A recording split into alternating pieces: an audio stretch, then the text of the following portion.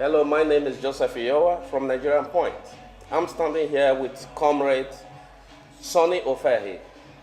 He's a human rights activist, the most talked about Nigerian right now.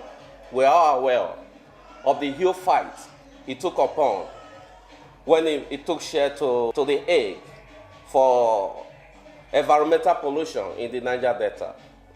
It's nice to be with you. Yes, Yeah. it's a pleasure to be here. Yeah, I want to ask you, what motivated you take up such a huge challenge against a multinational company like Shell? First and foremost, I come from the Niger Delta. I grew up in a town called Ughelli in the Niger Delta area.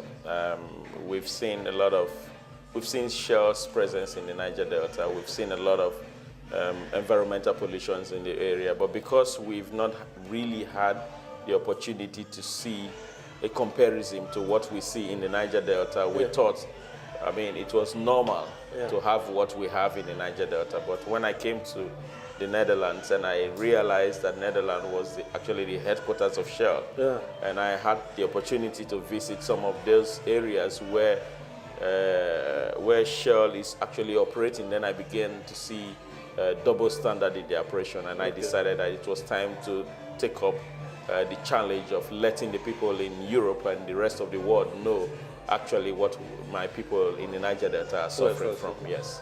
And what were the challenges that you did?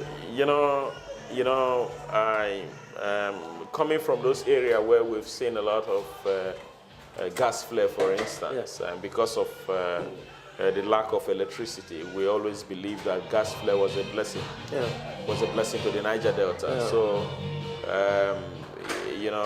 but at the time, I later realized that gas flare was actually one of the reasons why some of our mothers were having miscarriages, some of our people were having bronchitis, they were having damages to their lungs as a result of the carbon content that were coming out of those gas flare. So I decided that it was time for us to challenge the oil multinational companies, just to let them know that, the situation in the Niger Delta was more of human than a blessing that we all thought about. Okay. It is what he has done is something that most we Nigerians should emulate. There are other fights, other issues facing Nigeria today that the world doesn't know about. If there's anything any of us can do or anybody can do, to bring it to the world to know about, please take it up. You've done very well, sir. Thank you. I would like to ask you, the election is just around the corner. Yeah. I know you are not partisan, we know that. I would like to ask you, how would you assess the Nigerian political process so far? First of all, I will admit that the Nigerian democracy is very much at the nascent level, which means it's very much young. But however, I still believe that Nigeria has the capacity to give to its people what we see in the Western world. But, it's not a paucity of policies that is affecting us, but it is the political will that most of our leaders are lacking. Okay. And so as a couple of days from now, as you know, Nigerians will be going to the poll to elect their new presidential president. So, but I am of the opinion that when I look at both candidates who are actually running, the both candidates who are standing out, I still don't see deliverance coming from any of them. Okay. The reason being that I believe that at this point in the Nigerian democracy and in Nigerian history, we're still very much lacking in the people that I think have the capacity to deliver Nigeria to the promised land. But however, it's like what my principal in those days in secondary school would say, is a country of the blind where there is only one-eyed man ruling.